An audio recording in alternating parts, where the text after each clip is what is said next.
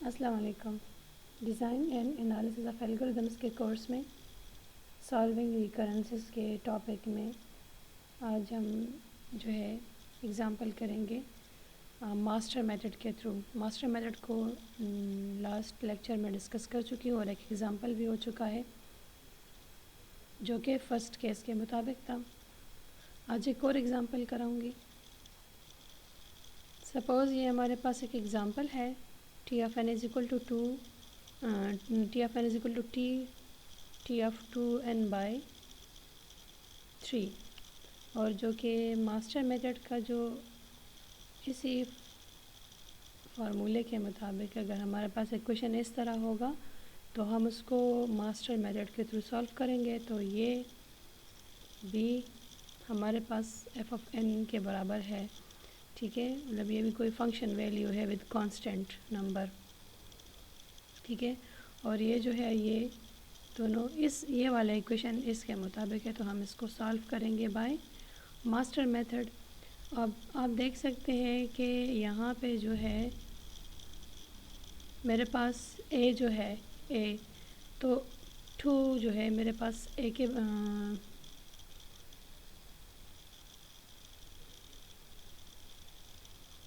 जो टी से पहले कोई वैल्यू नहीं, it mean A is equal to 1, A मेरे पास 1 है। अब ये n 2n/3 है, तो मेरे पास ये b की वैल्यू कैसे आ गई 3/2। अभी आप देख सकते हैं कि जो यहाँ पे है t of any number, t of n कोई भी वैल्यू है, उससे पहले मेरे पास ये a, तो यहाँ पे कोई वैल्यू नहीं, it mean it is 1, a is equal to 1। अब ये b है तो मेरे पास b किस तरह है, t ऑफ n/b होता है ना। तो अब मेरे पास ये जो t ऑफ 2n/3, तो असल में जो ये है मेरे पास किसके, मैं सिर्फ इसको ले रही हूँ, इस चीज़ को।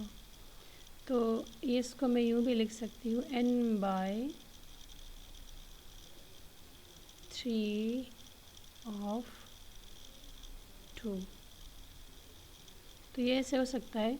तो ये जो है 3 of n/2, so this is the value of b, ये मेरे पास b के बराबर है। तो क्योंकि यहाँ पे फार्मूले के मुताबिक n से पहले कोई जो है वैल्यू नहीं है, तो ये b है मगर वो रेसिप्रोकल में है, नीचे है।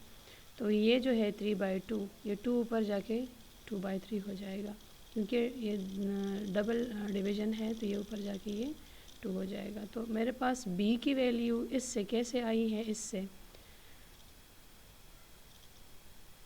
एक्चुअली मेरे पास ये है दिस वन, दिस, तो ये n नीचे n ऊपर होगा और 3 जो है 3/2 ये नीचे आ जाएगा, तो ये मेरे पास b के बराबर है।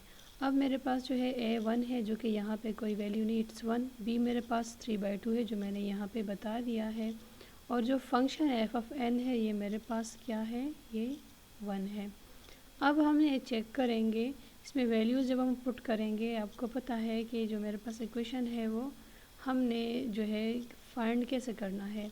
अब मैंने करना है जिस तरह मैंने पहले क्वेश्चन में किया था, n power log b of a, इसको हम कंपेयर करेंगे किससे, f ऑफ n से। तो इस केस में मेरे पास f ऑफ n क्या है, मेरे पास है 1।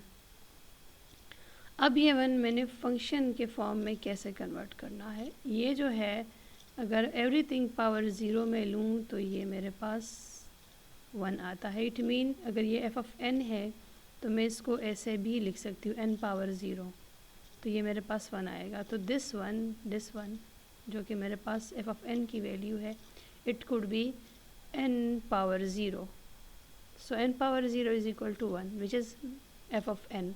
तो मैं इन दोनों को कंपेयर करूँगी, दिस वैल्यू जो कि ये ऑलरेडी फार्मूला गिवन है, मैंने मास्टर मेथड में एक्सप्लेन कराया था, जो कि एक्चुअल वैल्यू जो क्या है जो मैंने लिख के बता दिया, उसको मैं कंपेयर करूँगी n power log of 3/2 of 1।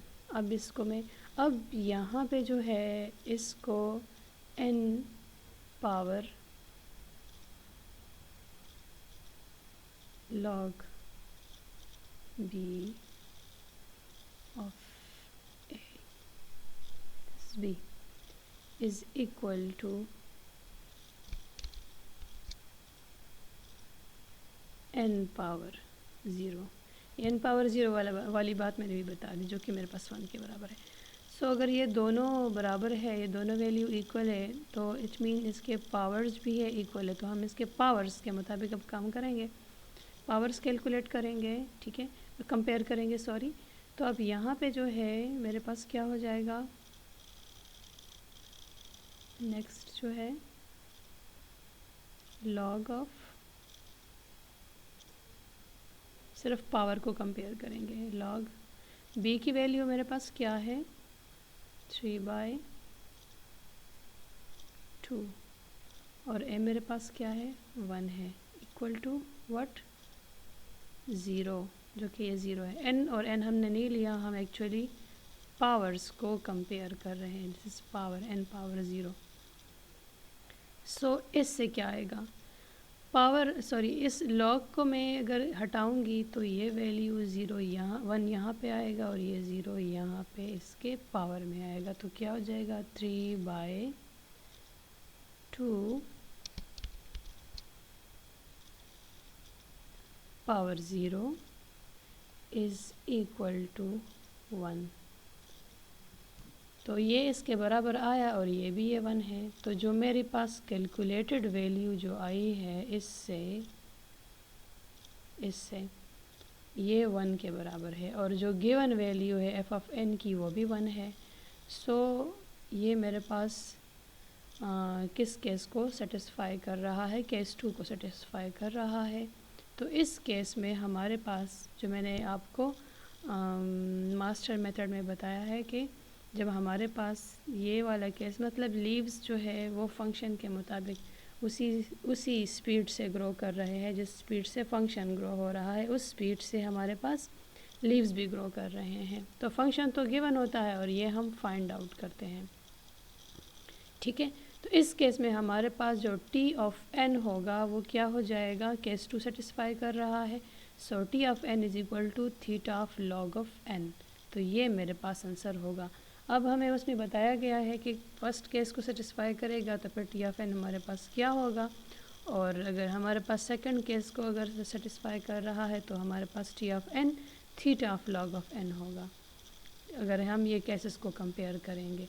फिर अगर जो है 2 केसेस हो चुके हैं तो हमारे पास कौन से वाले में किस केस को सेटिस्फाई करेगा, तो हमारे पास जो टाइम कम्प्लेक्सिटी है उसके मुताबिक जो है रिज़ल्ट आएगा।